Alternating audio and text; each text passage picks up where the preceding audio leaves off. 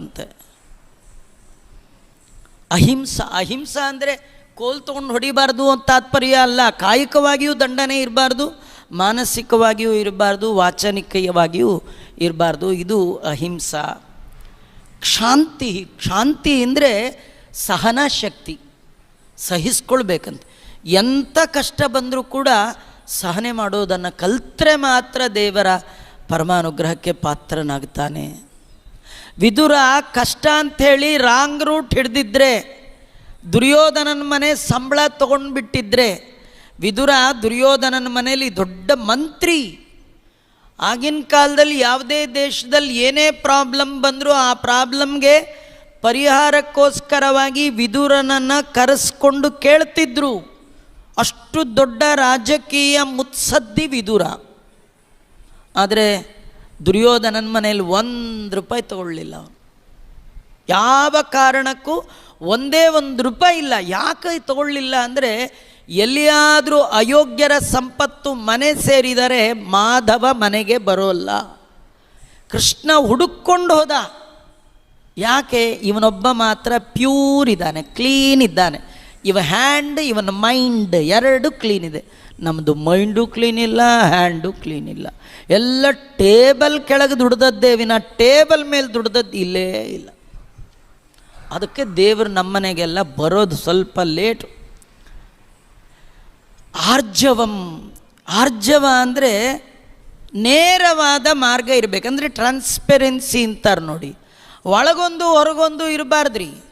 ಈ ಸ್ವಚ್ಛವಾದ ತಿಳಿಯ ನೀರಿನ ಸರೋವರದಲ್ಲಿ ಕೆಳಗಿರುವ ಮರಳಿನ ಕಣಗಳು ಹೇಗೆ ಕಾಣುತ್ತೋ, ನಮ್ಮ ಜೀವನ ತೆರೆದ ಪುಸ್ತಕದಂತೆ, ತೆರೆದ ಕನ್ನಡಿಯಂತೆ, ಧೂಳಿಲ್ಲದ ಕನ್ನಡಿಯಂತೆ ಇರಬೇಕು.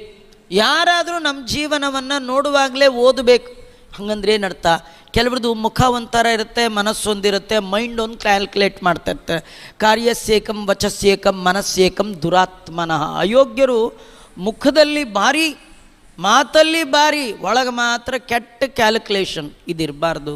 ಒಳಗೊಂದು ಹೊರಗೊಂದು ಇರಬಾರ್ದು. ಹೊರಗೇನೋ ಒಳಗದೆ, ಒಳಗೇನೋ ಹೊರಗೂ ಅದೇ. ಇದೇ ರುಜುಮಾರ್ಗ.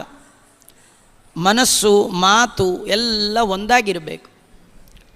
ಆಮೇಲೆ ಎಲ್ಲ ಕಡೆ ವ್ಯಾಪ್ತನಾದ ಭಗವಂತನನ್ನು ಕಾಣಬೇಕು. ಇದು ಕ್ಷೇತ್ರ ಅಂತ ಗೊತ್ತಾಗಬೇಕಾದ್ರೆ ಆಚಾರ್ಯೋಪಾಸನಂ, ಗುರುಗಳ ಸೇವಾ ಮಾಡಬೇಕು, ಜ್ಞಾನಿಗಳ ಸೇವಾ ಮಾಡಬೇಕು, ದೊಡ್ಡವರ ಪಾದಕ್ಕೆ ಬೀಳಬೇಕು.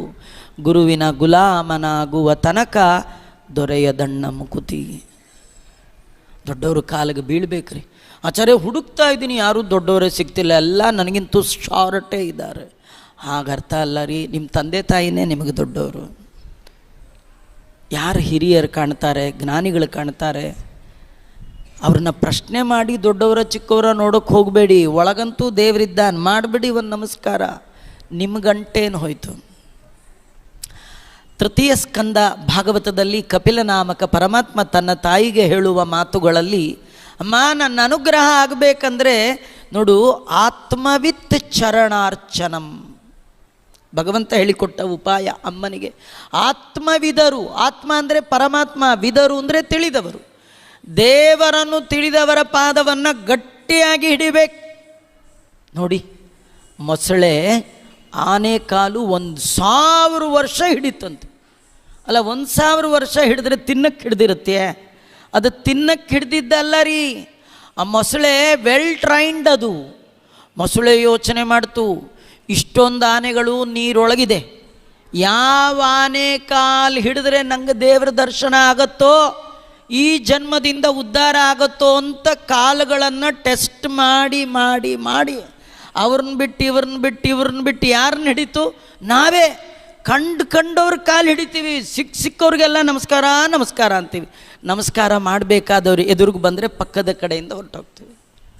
ಮೊಸಳೆ ಎಷ್ಟು ಆನೆಗಳು ನೀರಲ್ಲಿತ್ತು, ಎಲ್ಲ ಆನೆನ ಬಿಟ್ಟು ದೇವರನ್ನು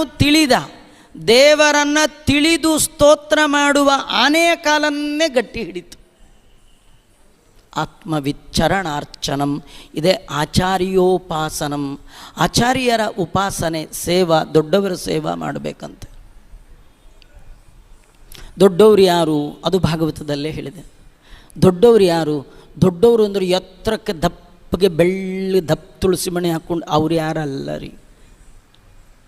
ಅಲ್ಲಿ ಯಾರ್ದು ಜಾತಿ ಕುಲ ಮತ ಏನು ಹೇಳಿಲ್ಲ ರೀ. ಯಾರು ದೊಡ್ಡವರು? ಯಾರಿಗೆ ಜೀವನದಲ್ಲಿ ಎಂದೂ ಕೋಪನೇ ಬಂದಿಲ್ವೋ ಅವರು ದೊಡ್ಡವರಂತೆ. ಒಂದಂತೂ ಕನ್ಫರ್ಮ್ ಆಗುತ್ತೆ, ನಾವಂತೂ ಅಲ್ಲ ಅಂತ ಗೊತ್ತಾದರೆ ಸಾಕು. ನಾವಲ್ಲ ಅಂತ ಗೊತ್ತಾದರೆ ಬೇರೆಯವ್ರು ಯಾರು ಅಂತ ಹುಡುಕ್ಬೋದ್ರಿ. ನಮ್ಗೆ ಒಮ್ಮೊಮ್ಮೆ ಹೀಗಾಗ್ಬಿಟ್ರೆ, ನಮ್ಮ ಮನೇಲಿ ನಾನೇ ದೊಡ್ಡವ್ರ ಆಚಾರ್ಯ, ಅವನೇ ದೊಡ್ಡವನ ಆಗ್ಬಿಟ್ಟಿರ್ತಾನೆ, ಸೆಲ್ಫ್ ಡಿಸಿಷನ್ ತೊಗೊಂಡ್ಬಿಟ್ಟಿರ್ತಾನೆ. ಅದು ಪ್ರಯೋಜನ ಇಲ್ಲ. ದೊಡ್ಡವ್ರನ್ನ ಹುಡುಕಬೇಕು. ನಿಮ್ಮ ಇಡೀ ಜೀವನದಲ್ಲಿ ದೊಡ್ಡವರಿಗಾಗಿ ಹುಡುಕಬೇಕು. ದೊಡ್ಡವರು ಸಿಕ್ಕಿದಾಗ ಅವ್ರ ಕಾಲಿಡಬೇಕು. ಇದು ಒಂದು ಆಚಾರ್ಯೋಪಾಸನ. ಅದಕ್ಕೆ ಹಿಂದಿನ ಕಾಲದಲ್ಲಿ ದೊಡ್ಡ ದೊಡ್ಡ ರಾಜಾದಿರಾಜರು ಕೂಡ ಅಧ್ಯಯನಕ್ಕಾಗಿ, ಸೇವೆಗಾಗಿ ಕಾಡಿನ ನಡುವೆ ಮನೆ ಮಾಡಿಕೊಂಡಿರುವಂಥ ಋಷಿಗಳ ಆಶ್ರಮಕ್ಕೆ ಹೋಗಿ ಅವ್ರು ಹೇಳಿದ ಕೆಲಸ ಮಾಡ್ಕೊಂಡಿರ್ತಿದ್ರು. ಹಾಗೆ ಮಾಡಿದ್ರೆ ನನ್ನ ಅನುಗ್ರಹ ಅಂತ ತೋರಿಸ್ಲಿಕ್ಕೆ ಸ್ವತಃ 14 ಲೋಕದ ಒಡೆಯನಾದ ಕೃಷ್ಣ ಮನೆಯನ್ನು ಬಿಟ್ಟು ಉಜ್ಜಯಿನಿಗೆ ಹೋಗಿ ಅಲ್ಲ ಆಚಾರ ಮನೆಯಲ್ಲಿ 64 ದಿನ ಇದ್ದು ಆಚಾರ ಹೆಂಡತಿ ಹೇಳಿದ ಕೆಲಸ ಎಲ್ಲ ಮಾಡಿಕೊಂಡು ಎಜುಕೇಷನ್ ಕಂಪ್ಲೀಟ್ ಮಾಡ್ಕೊಂಡು ಬಂದ.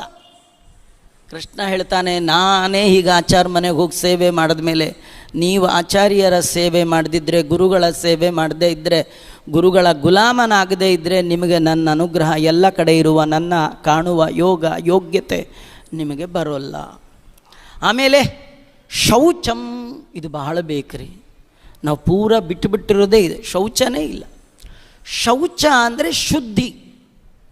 ಶುದ್ಧಿ ಅಂದರೆ ಒಳ ಹೊರ ಎರಡೂ ಬಗೆಯ ಶುದ್ಧಿ ಬೇಕು. ಒಳಗೆ ಭಗವಂತನ ನಾಮಸ್ಮರಣೆಯಿಂದ ಶುದ್ಧಿ.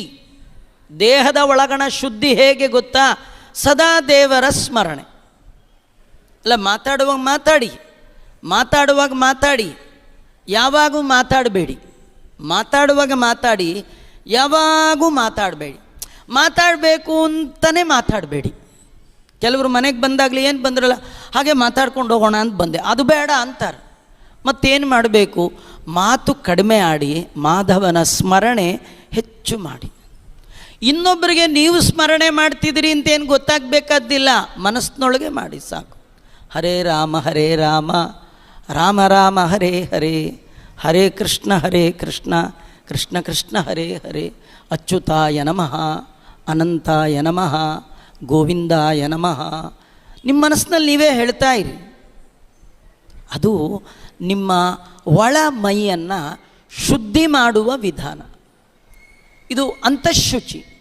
ಯಸ್ಮರೇತ್ ಪುಂಡರೀಕಾಕ್ಷಂ ಸಭಾಕ್ಯಾಭ್ಯಂತರ ಶುಚಿ. ಪುಂಡರೀಕಾಕ್ಷನ ಸ್ಮರಣೆ, ಹರಿಸ್ಮರಣೆ ನಮ್ಮ ಒಳ ಬಗೆಯನ್ನು ಕ್ಲೀನ್ ಮಾಡುವಂಥದ್ದು. ಇನ್ನು ಹೊರಗಡೆ ಶುದ್ಧಿ, ಅದು ಸತ್ಕರ್ಮಾಚರಣೆ ಮಾಡಿ, ಭಗವಂತನಿಗೆ ಪ್ರೀತಿಕಾರಕವಾದ ಕರ್ಮಗಳನ್ನು ಮಾಡಿ, ಜನ ಮತ್ತು ಜನಾರ್ದನ ದೇವರು ಮೆಚ್ಚುವಂಥ ಕರ್ಮವನ್ನು ಮಾಡಿ. ದೇವರು ಮೆಚ್ಚಲಿ. ನಮ್ಮ ಪ್ರಾಬ್ಲಮ್ ಏನು ಗೊತ್ತಾ? ನಾವು ಎಲ್ಲ ಪ್ರೋಗ್ರಾಮು ಜನ ಮೆಚ್ಚಲಿ ಅಂತ ಮಾಡ್ತೀವೇ ವಿನಃ ದೇವರು ಮೆಚ್ಚಲಿ ಅಂತ ಮಾಡಲ್ಲ.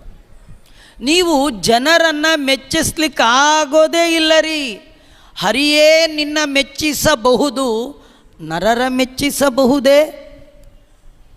ಮನುಷ್ಯರನ್ನು ಮೆಚ್ಚಿಸ್ಲಿಕ್ಕೆ ಸಾಧ್ಯನಾ? ನಿಮ್ಮನೆಗೆ ಯಾರಾದರೂ ಬರ್ತಾರೆ ಅತಿಥಿಗಳು, ಅವ್ರ ಕೈಗೆ ಬಿಸಿ ಬಿಸಿ ಲೋಟ ಕೊಡಿ ಕುಡಿಲಿಕ್ಕೆ, ಕೊಟ್ಟು ಸುಮ್ಮನೆ ಬಂದುಬಿಡಿ ಅಷ್ಟೇ. ಹೇಗಿದೆ ಅಂತ ಮಾತ್ರ ಕೇಳಬೇಡಿ. ಕೇಳಿದ್ರೆ ಏನಾದರೂ ಒಂದು ಹೇಳ್ತಾರೆ. ಯಾಕೆಂದರೆ ಅವರು ಒಳ್ಳೆಯವರೇ, ಅವ್ರ ನಾಲ್ಗೆ ಒಳ್ಳೆಯದಲ್ಲ. ಜನ ಏನು ಮಾಡಿದ್ರೂ ಚೆನ್ನಾಗಿದೆ ಅಂತ ಅನ್ನಲ್ಲ, ಅವ್ರಿಗೆ ಮೆಚ್ಚುಗೆ ಸಿಗೋದೇ ಇಲ್ಲ. ನಿಮ್ಮದೇ ತಪ್ಪು. ಜನ ಮೆಚ್ಚಲಿ ಅಂತ ಪ್ರೋಗ್ರಾಮ್ ಮಾಡ್ತಿರಲ್ಲ, ಅದೇ ತಪ್ಪು. ದೇವರ ಮೆಚ್ಚಲಿ ಅಂತ ಮಾಡಬೇಕು. ಯಾರು ತಾನು ಮಾಡುವ ಎಲ್ಲ ಕರ್ಮಗಳು ಭಗವಂತ ಪ್ರೀತನಾಗಲಿ ಅನ್ನುವ ಒಂದೇ ಭಾವನೆಯಿಂದ ಮಾಡ್ತಾನೆ, ಅವನ ಆ ಕರ್ಮಗಳೇ ಅವನ ಹೊರ ಬಗೆಯನ್ನು ಶುಚಿರ್ಭೂತವನ್ನಾಗಿ ಮಾಡುತ್ತೆ. ಸ್ಥೈರ್ಯ ಅಂದರೆ ಹಿಡಿದ ಮಾರ್ಗದಲ್ಲಿ ಗಟ್ಟಿಯಾಗಿ ನಿಲ್ಲಬೇಕು. ನಾವು ಎಷ್ಟು ಕಷ್ಟ ಬಂದರೂ ಕೂಡ ನಾವು ನಂಬಿದ ಧ್ಯೇಯಗಳಿಗೆ ಹೊರಗೆ ಬರಬಾರ್ದು. ಕೆಲವರು ಏಕಾದಶಿ ಮಾಡಬೇಕು ಅಂತ ಅಂದ್ಕೊಂಡಿರ್ತಾರೆ, ಯಾರೋ 4 ಜನ ಏನೋ ಹೇಳಿಬಿಡ್ತಾರೆ, ಅಯ್ಯೋ ನಿಮ್ಗೆ ಶುಗರ್ ಇದೆ ಸುಮ್ಮನೆ ಯಾಕೆ ಮಾಡೋಕ್ಕೆ ಹೋಗ್ತೀರಿ, ಬೇಡ ಬಿಡಿ ಅಂದ ತಕ್ಷಣ ಹೌದಾ ಅಷ್ಟೇ ಅಂತೀರ ಅಂತ ಬಿಟ್ಟೇ ಬಿಡು. ಹಾಗೆಲ್ಲ ಮಾಡಬಾರ್ದು. ಏನಾರು ಒಂದು ನಂಬಿ ಮಾಡುವಾಗ ದೇವರಿದ್ದಾನೆ, ಅವನು ನೋಡ್ಕೊಳ್ತಾನೆ. ನಮ್ಗೆ ಈ ಒಂದು ಛಲ ಬೇಕು, ಧೈರ್ಯ ಬೇಕು, ಸ್ಥೈರ್ಯ ಬೇಕು. ಯಾವತ್ತೂ ಭಯದಿಂದ ಧರ್ಮವನ್ನು ಬಿಡಕ್ಕೆ ಹೋಗಬಾರ್ದು. ತಾನು ನಂಬಿದ ಧರ್ಮದಲ್ಲಿ ಸ್ಥಿರವಾದ ಬುದ್ಧಿ ಇದೆಯಲ್ಲ, ಅದಕ್ಕೆ ಸ್ಥೈರ್ಯ. ಎಷ್ಟು ಕಷ್ಟ ಬಂದರೂ ವಿಷ್ಣು ಭಜಕರ ಸಂಘ ಇರಬೇಕು.